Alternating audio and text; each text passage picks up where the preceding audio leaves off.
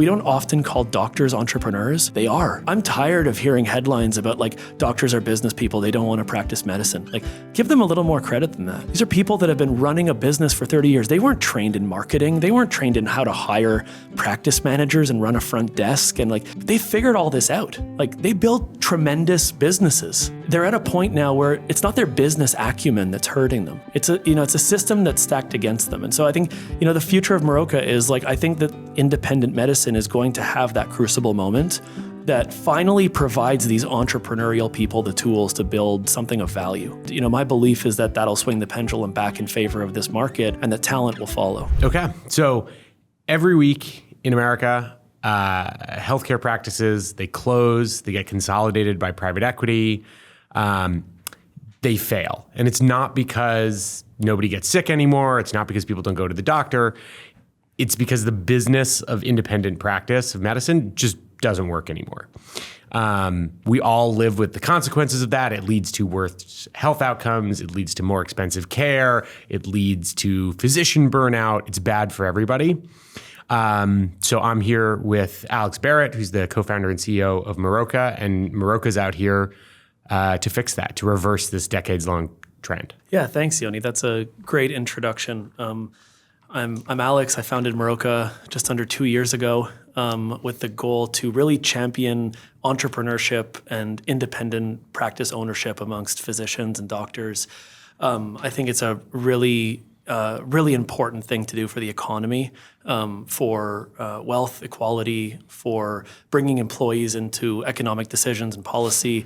And I think healthcare is probably the biggest category with which we see these problems of employees being disenfranchised from the system and not being, as incentivized and as involved in the, economic ownership of a business that we'd like to see. And it is one of the, sort of catalysts that you sort of introed us with. Yeah. So maybe just to zoom out before we even get into what Meroka is and what you're doing and how you're fixing it, like just give me some more color on the problem as you see it. Like, what's happening? Why is it happening? What are the consequences and costs? So I think we see headlines left, right, and center in the news pretty much every single day about the death of private practice. And, medicine back in the 80s and 90s was almost entirely practiced in the private setting. It was sort of a golden path. You would go to school and like the pride was in putting your name on the wall so that, you could be a medical practice owner and provider, build your own brand. This is the, small town doctor. The small town doctor. They're showing up in the community. They're, doing fundraising for the local soccer team. They know everybody.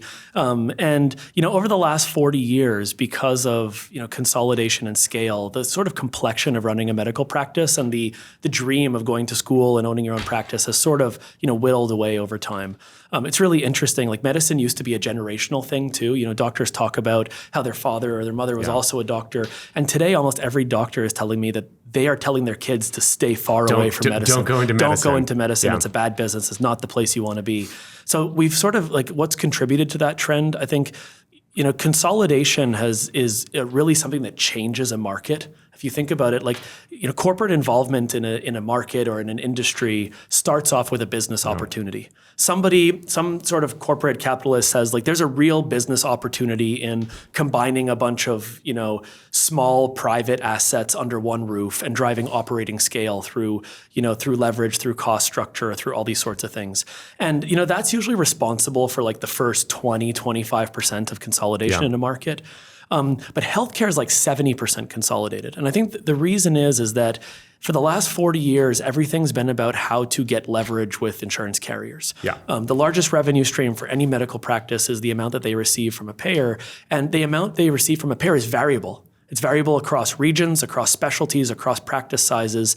And so I think people figured out that the best way to get the most amount of money from a payer is to join forces and join systems. And so, the last 40 years has been about joining health systems, creating corporate entities, and joining under one roof for the purposes of getting that scale. But in theory, right, like this should work. This should be great for everybody. You should say, hey, we're going to stop redundancies. We're going to have more streamlined operations. We'll have more resources for doctors. We'll be able to be more efficient. We'll be able to reach more people. And that, in theory, that should work great. Like, why doesn't that, if that works in so many other contexts, why isn't it true in healthcare? So I think if you look at the evidence and the data, actually, It's driven incredible accessibility to healthcare because when everything moves into systems and into structure and into scale, you're able to drive healthcare, more healthcare accessibility to more people because of all the things that you just mentioned. But at the cost of accessibility, it's driven a huge lack of autonomy amongst the people that actually deliver care. So it sounds really good, all of your sort of hypotheses there from a business standpoint, but ultimately there are people working in the trenches delivering care on a day-to-day basis that get forgotten about in that business equation. And so you've really traded off this sort of like scale drives better business, better accessibility with like the sentiment amongst the actual ground people delivering care. And that spirals in a different way, right? It spirals into worse patient outcomes. It spirals into less people going into the system, which causes shortages of care, which ultimately sort of erases some of that business value that you've gained on the other side. So like I hear all that, and we all sort of live with the consequences of this, and we experience it when we go into a doctor's office.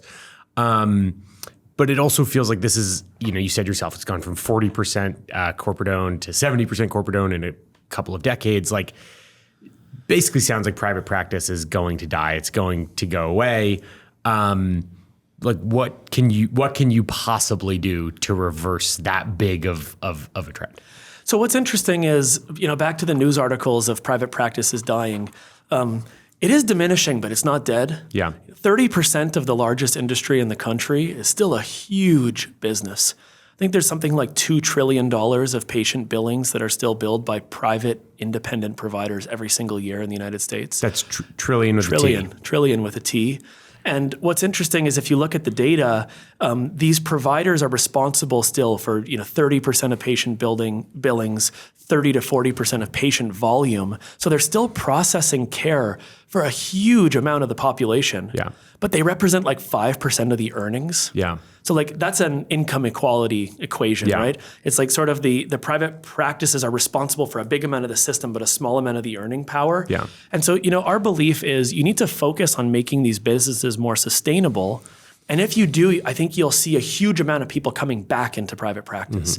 So, our goal is, and we can get into all the tactics and all the business, but our goal is swing the pendulum back fundamentally by making these better businesses. It sort of sounds like what you're saying is there are real benefits to consolidation, but there are also real costs. And so, can we create a third alternative? It's sort of the secret third thing between work for a system, work in a private equity owned, medical group, get burned out, don't make money. Second option, hang on for dear life as your business slowly dies, don't make money. Secret third option, Meroka. Yeah, absolutely. So we're trying to provide a better alternative, and I think it starts with involving everybody in these practices that delivers care. So our belief is a new business needs to be built here. This is not a simple or easy business to build. It's, again, tackling, I think, one of the most deeply rooted problems in one of the biggest industries in the country. And, our belief is that there's basically three things that you need to get right and reimagine to be able to think about recreating this model. And those things are capital, code, and commitment. And they all start with C because we're a little nerdy. But, getting into each of them, we think we need to reimagine what capital looks like in these businesses. Traditional underwriting methods of, sort of multiples arbitrage and sort of, cash flow stability that have been used for the last 20 years don't necessarily apply to this sector of the market. I think, code technology is a really big one here in terms of, how we think about technology, pushing power back out to the edges. If your belief is you want to grow value in these businesses without consolidating them, that's the perfect role that technology has played across many industries. And then I think the third one is, commitment of the staff and bringing them along for the ride. And I think the belief has to be that these three things are actually a circle and they actually are a flywheel and help each other.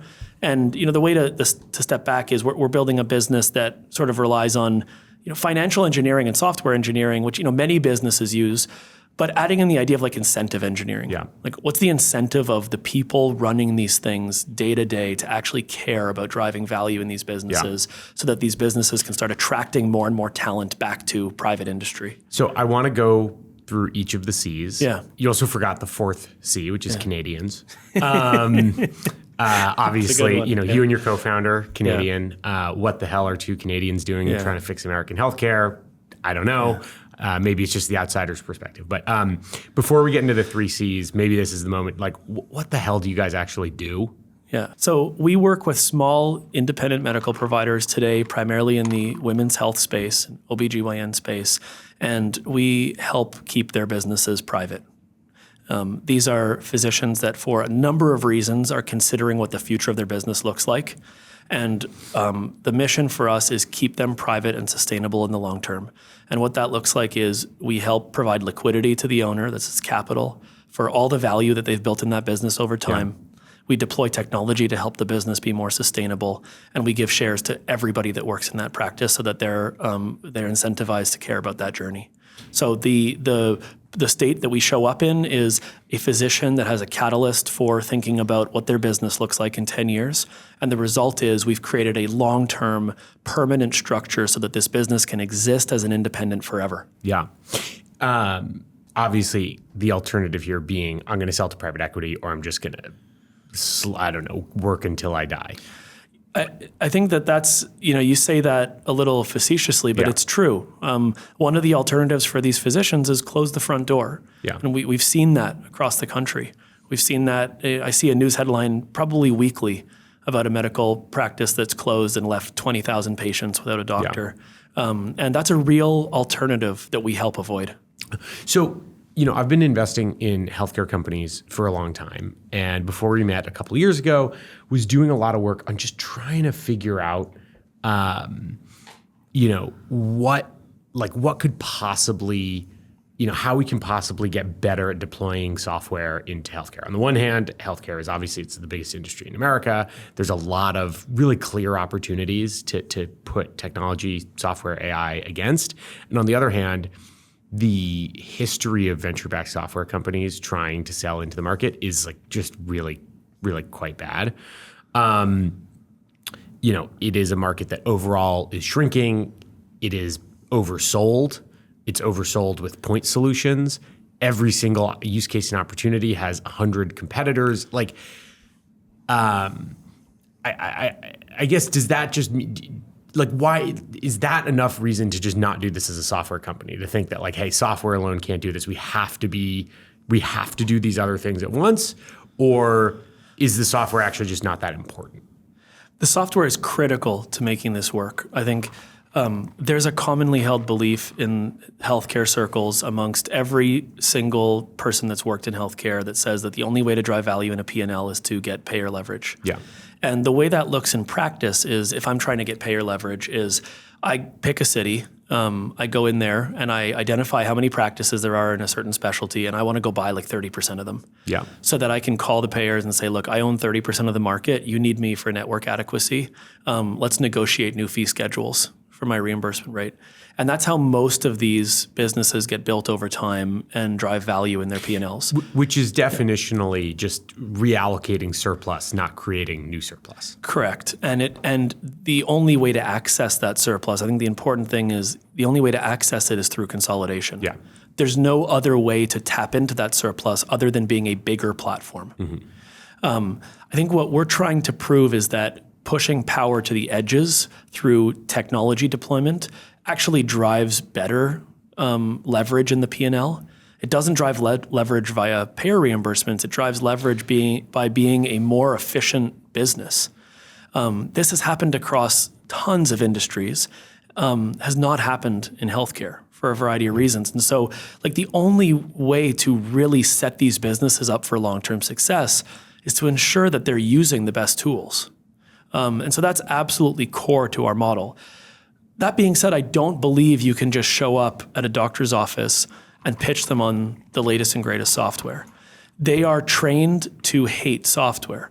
They've been using archaic EMR systems that don't work for them, that make them do hours of training, that make their staff pull their hair out, that have really, these solutions have gone, super horizontal and covered all elements of a practice really poorly. And I think it takes actually reorienting their minds around software so they're not ready to be buyers deployers and integrators of, point solutions. They're not trained to go evaluate 20 different API first credentialing vendors and pick the one that properly integrates with their system and performs value. Like, that's not their expertise. They don't have the time, they don't have the interest, and they don't see the value.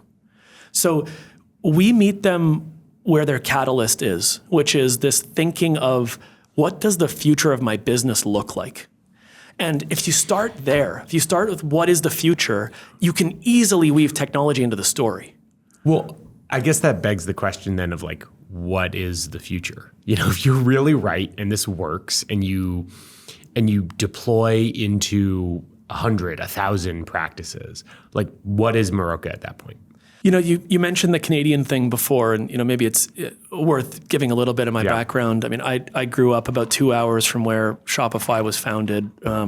I started working in the tech world and in the venture world around the time of Shopify's crucible moment in e-commerce, and saw the way a platform could basically create a new market of entrepreneurs and allow people to run businesses that prior to that were not possible at low scale, that all of a sudden overnight became possible. And before Shopify, an e-commerce business, thinking about things like logistics and inventory, like it would have been impossible for somebody to do that out of their kitchen. Yeah. And all of a sudden it was. And I also was responsible for building a business called Reno Run, which was sort of the founding insight to Meroka, which was a construction e-commerce business where we were trying to basically build Shopify for builders. Our whole hypothesis was around Home Depot being a company that was built nearly 50 years ago and not being the engine that allows an entrepreneurial contractor to scale. And so I think there's a through line in my career, starting from my roots in Canada around this sort of story of business empowerment platforms that give non-traditional entrepreneurs the ability to build a business they otherwise wouldn't expect to be able to build. And I think that's what Meroka looks like at scale. I think we don't often call doctors entrepreneurs. They are. Yeah. Like I'm tired of hearing headlines about like doctors are business people. They don't want to practice medicine. Like, give them a little more credit than that. These are people that have been running a business for 30 years. They weren't trained in marketing. They weren't trained in how to hire practice managers and run a front desk. And but they figured all this out. Like, they built tremendous businesses. And they're at a point now where it's not their business acumen that's hurting them. It's a system that's stacked against them. And so I think, the future of Meroka is I think that independent medicine is going to have that crucible moment that finally provides these entrepreneurial people the tools to build something of value. And my belief is that that'll swing the pendulum back in favor of this market and that talent will follow. Yeah. I mean, it's one way that we have been thinking about it at Slow, and we've sort of made a couple of different investments along the same sort of theme or story, is that the pendulum probably has swung too far in a number of markets towards consolidation. And it's done that because there's all kinds of benefits that come from consolidation. You can do more sophisticated things. You get access to pricing power. Corporations are these really effective kind of coordination mechanisms to bring a bunch of people into, synchronicity with one another and do things that they wouldn't be able to do on their own. But now, certainly over the last couple of decades and even more so over the next couple of decades because of AI, getting to a point where, arguably or theoretically, we can start disaggregating a lot of that prior art of consolidation, provide the benefits of scale and consolidation on the one hand through much more decentralized systems that we can start to actually pick off and replace pieces of centralized corporations with code. And Meroka is, to me, a really compelling, and big idea for how to do that within healthcare, rather than saying we're going to be this, standalone software company that sells, the N+1 patient intake, blah, blah, blah, whatever. Or we're going to go and roll up a ton of stuff and, jam process and price down their throats. Can we sort of learn from both and combine into this new thing that just simply, wouldn't have been possible a decade prior? Yeah, and we're not sitting up here saying this should be the only option in the market, right? Not all private equity is bad. not all these roll-ups are bad. There's some that have created tremendous value and built great brands around medical practices. There's actually, I think you told me the example of this. I'm going to forget the name, but I think it was a dental roll-up that has done a really cool job of employee ownership. Am I making this up? There's a couple that have done really cool jobs. There's a dental company. There's a large group in Tennessee that's done a really good job of it. There's a buddy of mine that runs a pretty big roll up in the med spa and plastic surgery space that's done some really, really interesting things on culture. So like we learn from these things. Like we learn from some of the best roll-ups because some of them do a great job at culture. Some of them do a great job at cultivating physician communities and creating, decision making and governance power for these people. I think the problem today is not there's not enough options. The problem is like independent practice is not an option. Yeah. So we just want to establish it as part of the conversation. Like if you think today about 70% of practices or 70% of physicians in the country are an employee of some health system or corporate entity. 90% of new graduates are going into the employed model. Yeah. So it means the 70% hasn't even reached an upper bound. And these graduates, you leave school with $350K of medical debt, right? Medical school debt. You've been in a fellowship for a number of years. Making, $40,000 a year. Yeah, thinking about, unless you come from an ultra wealthy family, you need to think about your payback. Ultimately, you've made an entire investment in yourself over a period of about a decade, and your payback matters. And so going into a system that helps you justify that payback is a really rational decision. Yeah. It's not to say people are fleeing the system for stupid reasons. That's a very rational way of them thinking about the world. And until we create a rational way of them thinking about what ownership looks like, nobody will make that decision. Yeah.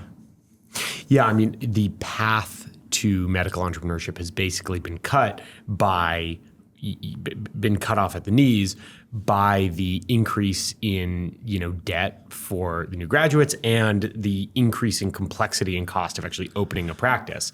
So when we started, before we met you and we were thinking about what would be the different opportunities to catalyze medical entrepreneurship in America, and we got really into that idea as sort of a theme or a story to try and invest behind. And the first sort of thought that we had was, we'll do something and that will make it easier for people to open practices. And we came to realize was you can stand up a website and start doing some patient marketing and all that. But I don't know, it's going to cost 6 figures to hire the staff and get an office and get some equipment and do the build out. And I just it's like opening a restaurant or something, except infinitely more complex, and you're already $500,000 in debt. Yeah, so we see this happening, right? And we see it happening in businesses where concierge can be a big part of the revenue model afterwards. Yeah. And it requires basically going to a cash pay kind of model where you have some very strong brand as a physician. For some reason, you're either a deep specialist or you're an academic or you've contributed to something special in the space, or you're sort of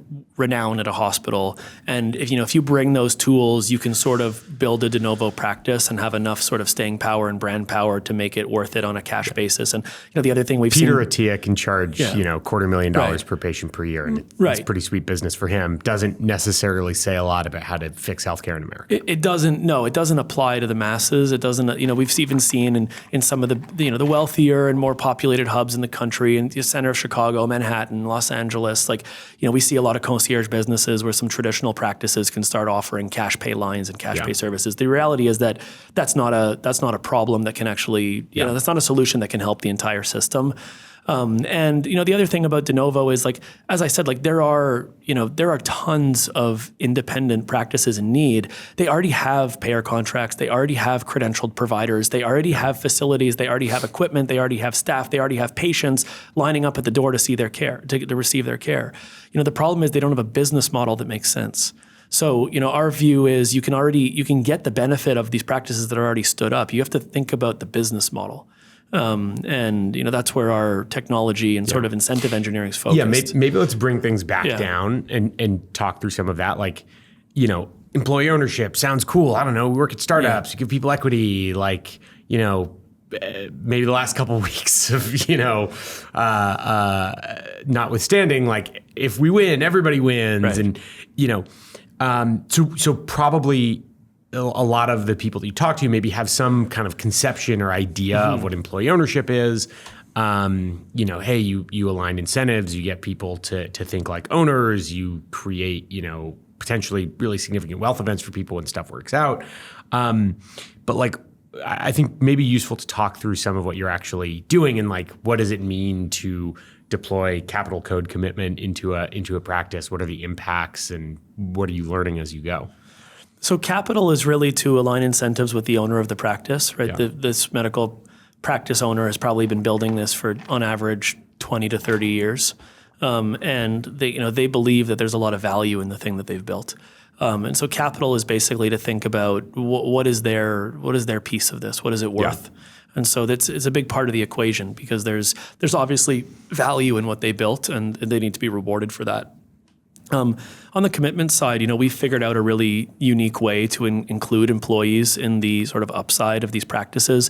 There's a lot of really important sort of regulatory frameworks around corporate practice of medicine, around anti-kickback statutes, which really prohibit a lot of equity-like ownership structures in healthcare. And I think there's a lot of employee-owned businesses in the country. There's 7,000 ESOP companies. There's a lot of innovative new employee ownership companies. There's a reason why those companies have all steered away from healthcare. Yeah. It's a more complicated model to figure out how to bring employees under the fold. And I think it's a center of innovation for us. We have a structure that we think is scalable nationwide that allows employees to benefit in the right way, in the right legal way, in the upside of these practices. And then on the technology side, I think these practices, almost all of them that we work with, are used to using one piece of software. They log into their EMR system that they also use as a practice management system. And I think the thing about these businesses is, if you were setting a business up from scratch today on Shopify, basically every source of data lives under one roof. It all lives on Shopify. Yeah. And that's really easy when you're starting a new business. The problem is with an existing brick and mortar business, data is actually siloed across 10 different sources. It's siloed across an EMR system, a clearinghouse, a financial sort of GL, a bank account, payroll system. You might have some spreadsheets with your medical supplies. You might have some PDFs with your insurance and leases. And so one of the things that we do is we try to create that digital footprint of a practice, that digital instance of if you were thinking about this business as a digital business, how would you bring all the data into one place? And the purpose of doing that is then once you control that data flow, you can use it to orchestrate really important services on top of that otherwise would be really hard for that practice to deploy and integrate with. So today we orchestrate credentialing, eligibility and prior authorization, accounting, malpractice insurance negotiation. And those are some really valuable things for a practice to be able to sort of blindly get value from without worrying about things like vendor selection, deployment, integration, just by nature of having all their data sort of organized and in one place. Yeah. And maybe it's, we've sort of gone quickly through this, but important to note here, I think, what what Meroka's involvement actually is, because you're not buying practices. There's obviously this sort of moment in time right now of, hey, we're going to do AI rollups, and we have certainly at Slow participated in and been pretty early there in some ways that we're really excited about, and felt very strongly that healthcare was not the place to do this. Obviously, you can kind of easily get lumped into that. Maybe important to talk for a second about how and why you're not doing that. So we can't buy medical practices. I'm not a physician. There's a corporate practice of medicine law, which I think is a really important piece of legal work that basically stipulates that a medical practice must be owned by a physician. Sure, but in practice, it doesn't really work that way. In practice, I think there's been workarounds where we sort of created this PCMSO structure over the last 20 years that allows basically traditional sort of capitalist businesses to split clinical and non-clinical activities and transact in that way. I think we've taken some of the lessons from those models and thought about, how do we apply those lessons but leave the employees as the economic beneficiaries rather than us as a roll-up company.